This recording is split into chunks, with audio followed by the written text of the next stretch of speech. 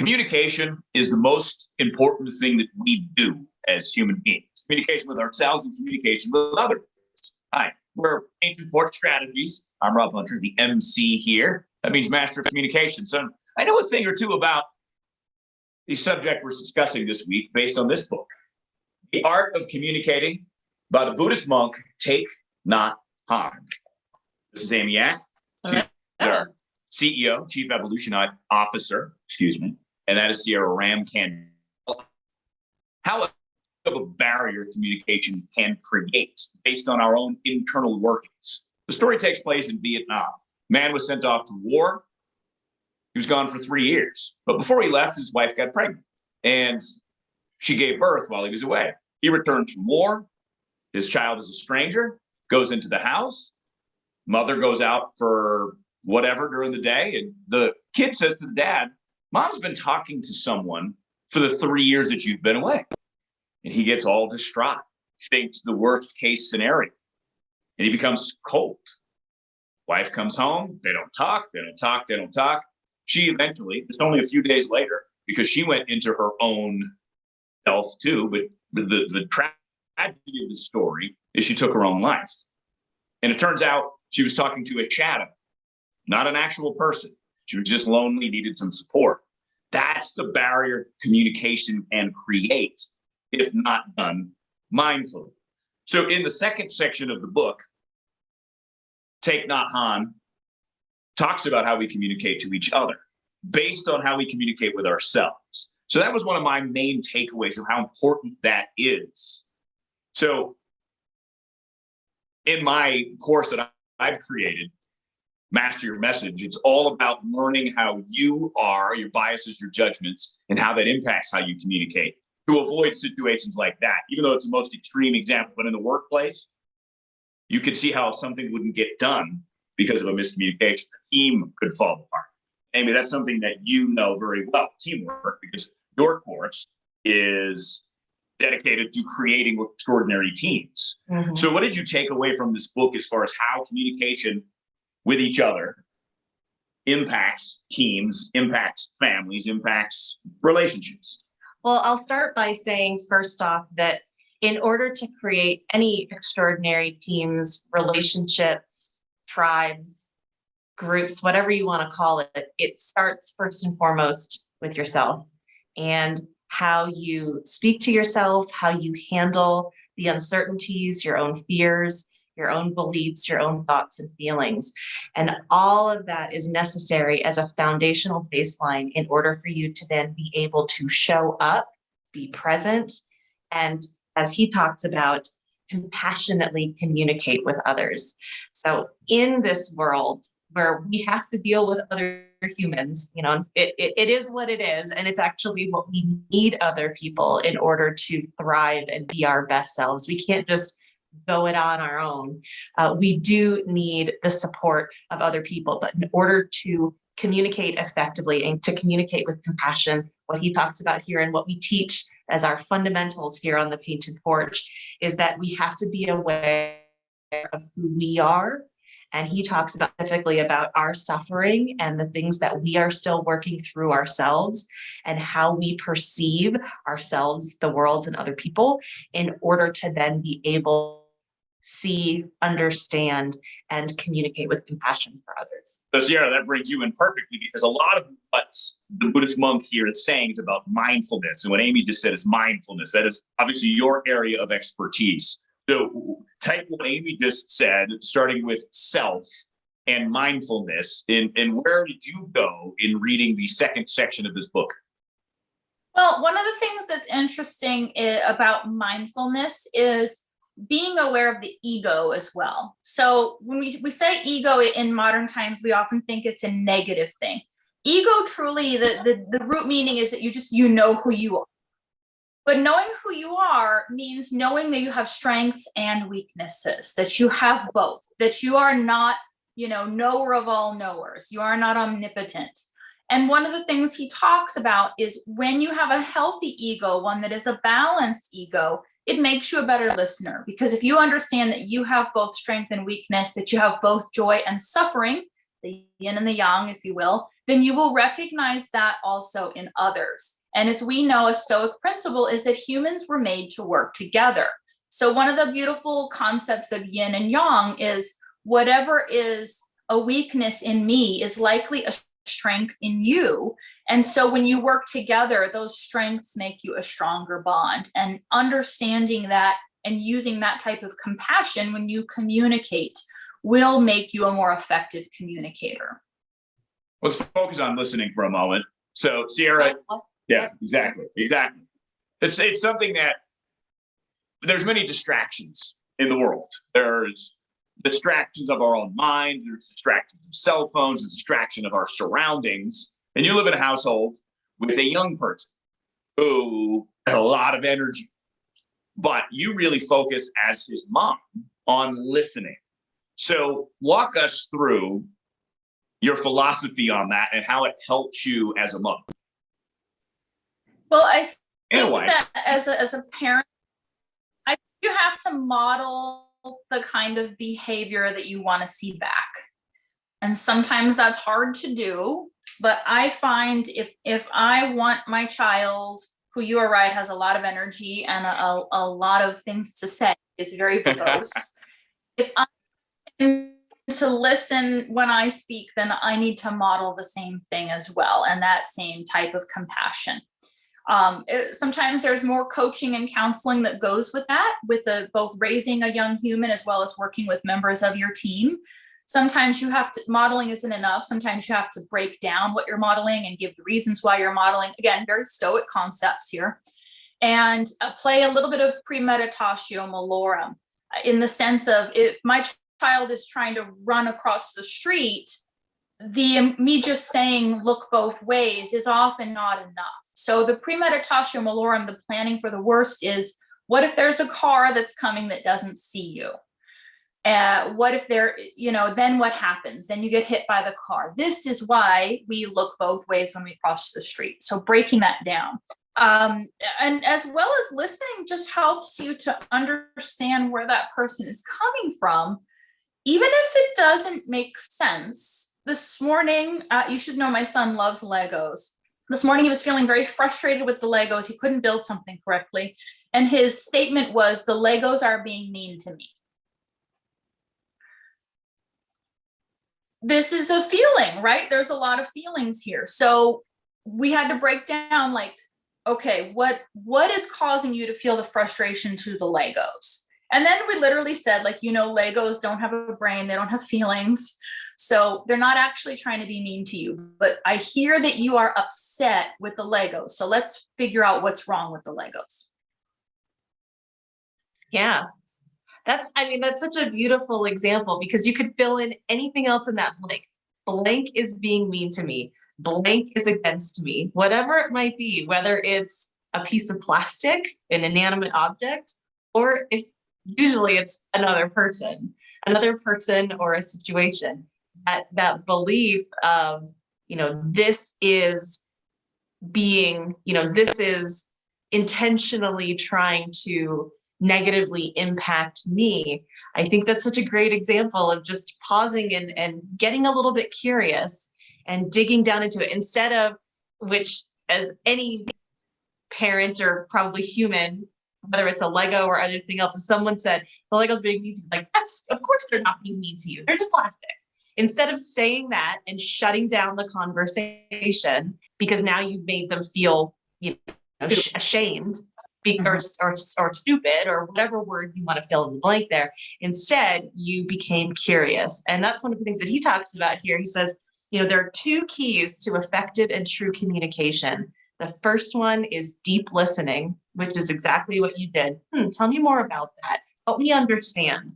Help me understand why you feel that way. He talks about it in the guise of suffering. Help me understand why you're suffering or what you're suffering over. And then the second is loving speech, which is that support and being compassionate and open to simply just being there and being supportive versus trying to fix them or set them straight.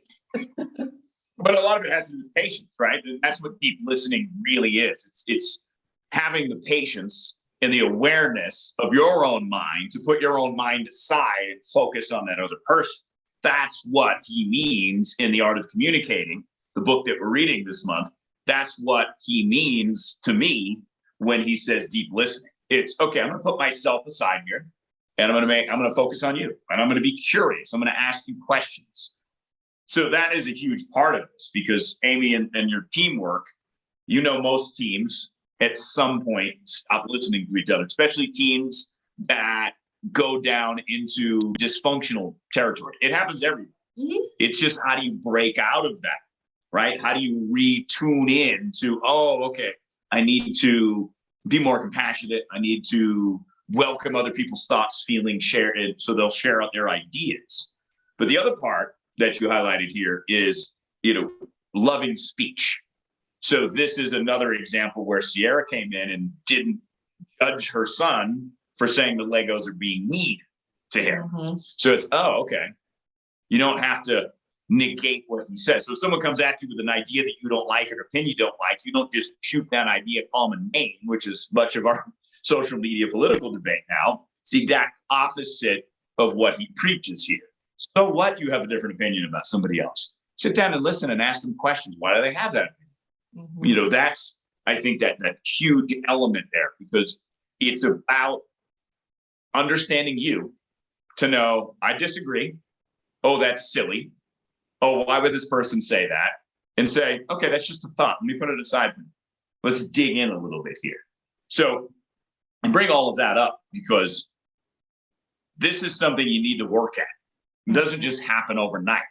You need to develop tools, which he has a bunch of them in here as mantras that he uses. There's 6 mantras that you can read we broke this book basically into sections. We have the first section, which is you, second section now, which is communicating with others.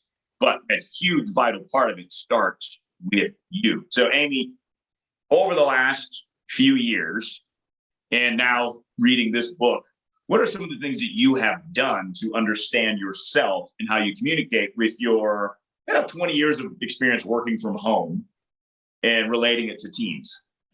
Well, I'm a work in progress. We all are. We're all suffering equally, as he says. As we all are. I'm a work in progress, but I've really, over the last several years, tried to, I'll say, slow down and be more present, which Sierra talks a lot about in your program, Radical Mindfulness, but be more present in the moment, in the situation, so that I have the awareness of what might be going on under the hood. Thich Nhat Hanh talks a lot about just taking a breath, taking a few breaths to recenter, to get grounded. It doesn't have to be this big thing, but to just pause for a moment and take a breath and listen to yourself. Listen for what's going on, so that way you're not as quick to react. I used to just always be like, wow, like whatever was on my mind. I still do that too, still sometimes. But I'm trying to get a lot better with recognizing what is going on with me. And even when I show up to a conversation, having that awareness beforehand so I can potentially catch myself before I get in front of myself or my words get in front of me and I end up saying something that I don't intend to. We always say, "Oh, I wasn't my best self in that moment," or I what I said is not really what I meant. It just came out. And trying to be much more mindful and aware of that. It's funny. I was thinking about this recently because I was reading an article. We talk a lot about mindfulness, and mindfulness is the core of how to understand yourself, so that way you can better understand others. But if we give it a more business term, it's self-awareness. If as a business you're like, wow, mindfulness is kind of weird, just call it self-awareness. It's basically being aware of what you're doing, how you're thinking, how you feel in this moment, so that way you don't bring all your stuff to the conversation that you have with someone else. That's a great way to say it. In fact, I just read the other day, the big 2 skills that CEOs need right now are self-awareness and communication. Mm-hmm. So that's where all of this ties together, because I think, Sierra, if you look at this book and several of the other books you read, this is like an overview, right? So these are the guidelines. Like, here's one way to do it. But there are I guess I'll say there are tools in here but it doesn't go in depth, right? Because the book is only, 170 pages long, and it's not like a big book. It's not a tall book. So digging into the tools, which is what we offer, right? So if you see this concept and you're like, okay, the art of communicating, mindfulness. What is mindfulness? So Sierra, you developed, 8 hours worth of tools to help people become more self-aware, which then helps them communicate more effectively. So what of your tools, when you were reading through the second section of this book, the way we broke it up, that stood out to you as, oh, wow, this is how this tool helps or has helped you? Well, one of the reasons why he gives us these 6 mantras. So let's break down what a mantra actually is. A mantra is a statement that you repeat in order to put your focus on what you want to put your focus on. Okay, there's nothing religious about it. It's kind of like giving yourself a reminder or like a little sticky note.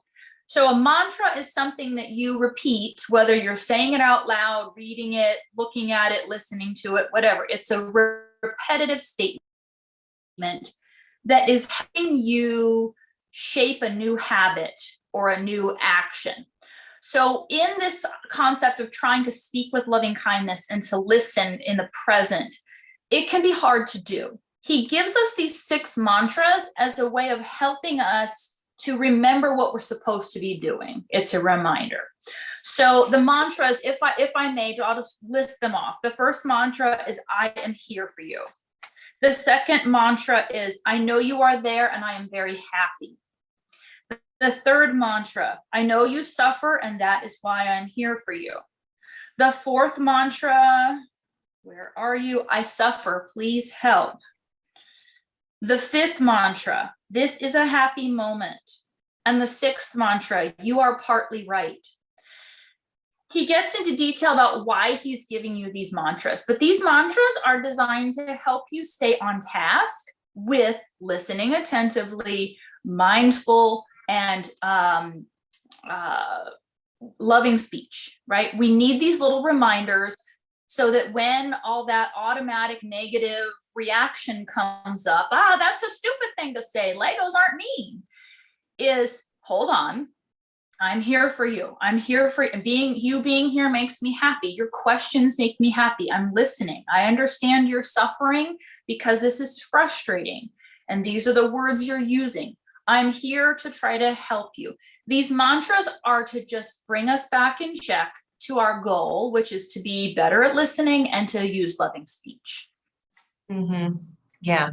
And to just lower the barrier that might otherwise have gone up had we approached it in a slightly different way. There's so many of us that are afraid to speak or afraid to share our ideas because of how we'll be judged or we'll be misunderstood. He even talks about that in here. And by repeating these mantras, whether in your mind or verbally or however you do it, that then lets the other person know it's okay. We can talk about this. We're not fighting against each other. We're actually trying to come to a mutual understanding. We're not necessarily going to agree. I might not have the same opinion or the same belief as you with whatever you're going to share, but I'm not going to label you stupid or that idea ridiculous or whatever it might be. It's coming at it from a place of let's move forward with this together. He uses the example of the Israelis and the Palestinians who have long been at odds, generations at odds. So where Thich Nhat Hanh is based, or was, he just passed away, I think last year. He is Plum Village. So they would bring people into Plum Village, this like Buddhist temple or Zen place. I'm not exactly sure the workings of it. However, you take two diametrically opposed sides that have essentially been at war for almost centuries and centuries, and you sit them down. But you don't sit them down right away because they have to go through you first. So they take a week and they say, okay, we're going to work on breathing techniques like Sierra does in her Porch Radical Mindfulness, available for you at porchstrategies.com. But it's about becoming aware of you and why you might fear the other side. Because what they found, obviously, that the Israelis and the Palestinians, at least these representatives, had a healthy dose of fear of each other.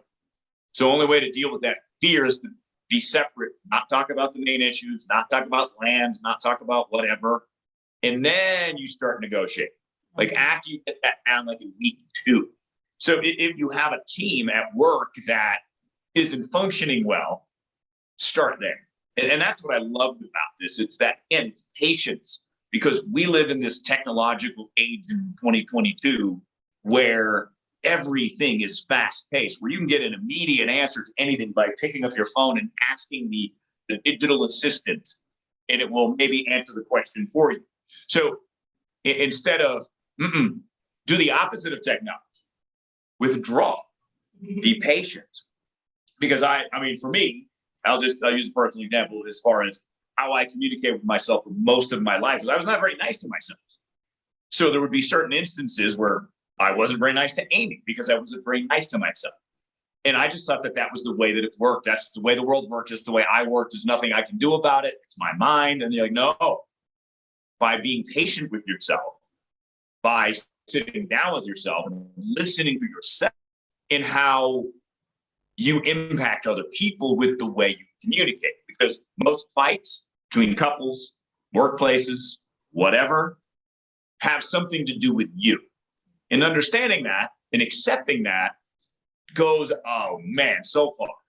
And that's where I love where he goes with the Israeli-Palestinian argument, saying that, hey, it might be the most complicated issue on earth, but the only way we're going to solve it is by communicating. Well said. So I have a question for Sierra, if you don't mind. So towards the end of this section in chapter 6, he talks about mindful communication at work and some ways at work, how you can show up and be more mindful in the ways that you're communicating with others. And I would love, Sierra, from your perspective, just to get some of your immediate takeaways of that. And if there's anything that either stood out to you here or that you thought from your experience, from your knowledge, from your program, that you're like, here's a wonderful, quick way to create more mindful communication at work. Yeah, he does that section in chapter 6 is wonderful. It's really kind of a case by case, taking you through, especially when you're greeting your colleagues or you're answering the phone. And a lot of it is really just based on like leaving behind what has just happened, giving yourself the pause, just like Rob mentions in Master Your Message, and then approaching it with a open, fresh set of eyes, just being present for what is. Basically just showing up and be there, right? Be literally in the present moment. There's a lot of dressing up of that. But again, repetition is one of the best teachers. So if we, once again, okay, here's how we show up. Okay, here's how we pause. Here's how we take a breath. Here's how we are just back to, and I forget whether it was this book or our last book, but referring to being present as being home. Mm-hmm. If you think of like when I'm present, I'm home, I'm in my home, that really resonates with me, home being a sanctuary. So when you think of your own body, your own self, and your own present moment as being home, that is like the perfect, I can just say that word and it brings me into that present moment. For other people, that might not be the case. If home is not a happy place for you, that might not be your word. So finding a way to quickly get there, and that breath focus is just a really universal tool. I will say to remember, if I can just share a tip, when you are breathing, ideally you want to be breathing in and out through your nose only and not through your mouth. So just as an example, you would close your mouth, breathe in, maybe take an extra sip in, and then breathe out through your nose. Right? And why is that? So the nose is a natural filter. The nose hairs actually help filter out dust, debris, cooties, etc. as well as it is going to bring the temperature of the air into the perfect place for your home. When you breathe in and out through your mouth, the mouth cannot regulate temperature, it cannot filter. Also energetically, just bringing the air in through your nose that's designed for breathing. Your mouth is designed for talking and eating. Your nose is designed for breathing. Another thing that's really helpful, if you find that just taking an in-breath feels awkward, is add an extra step to that. So you're going to let all the air out first. So we're going to let it all out through a close your mouth. Now breathe in and out. Yeah, that definitely felt more cleansing. Just letting it out first and then breathing in. That was great. When you mentioned at the very beginning, which we talked about in section 1, the joy of breathing. And if you focus on how good it feels, find that way that you breathe that feels good. It helps you a ton. So in closing, why do this work? Why go through all of this trouble and all of this effort? See, for me, it's very simple. It's rewarding. It's rewarding to learn about yourself and why you are the way you are and what has shaped you and why you have certain beliefs. And then you can play with those beliefs because you don't have to believe something you started to believe at 5 years old. And also because I think people are amazing and people are interesting. And that's why I like to listen to people and have random conversations with people, because you learn about life, you learn about people and why they believe certain things that they believe. And then you understand that if someone has a different belief than you, it has no power over you. So what? They voted for somebody different than you. I know it feels like it's an attack on your identity in some ways, but ultimately, they did what they did, you did what they did, and we have to coexist. We're all on the planet together at the same time. So that's why I think it's worth doing the work, which you uncover. Amy? Okay. Well, I would say that the reason you do this work is because in order to have amazing, incredible, extraordinary teams and relationships in your life, it requires the work. So often I think we tend to think that, oh, if only so-and-so acted differently, then we would get along better. You think about, for example, in a marriage, he has an example here, which I won't get into, but you know what? Our marriage doesn't work because he doesn't listen. And it's like, no, actually, it takes two to tango, right? To create great relationships requires work on both, and it requires you to first look within yourself and understand where you have opportunities to refine and to tweak and to show up a little bit more generously and compassionately. And then when you do that, like he says, the whole premise of this book, when you do that, it gives other people the permission to do the same to you. And so that just becomes that mutually beneficial, virtuous cycle, if you will. Because if not, if you want, sure, if you want to be miserable and be resentful and be mad at everybody because they're mean to you, because the Legos are mean to you, go for it. It's a choice, though. The Legos don't care. That's all on you. Sierra? Yeah.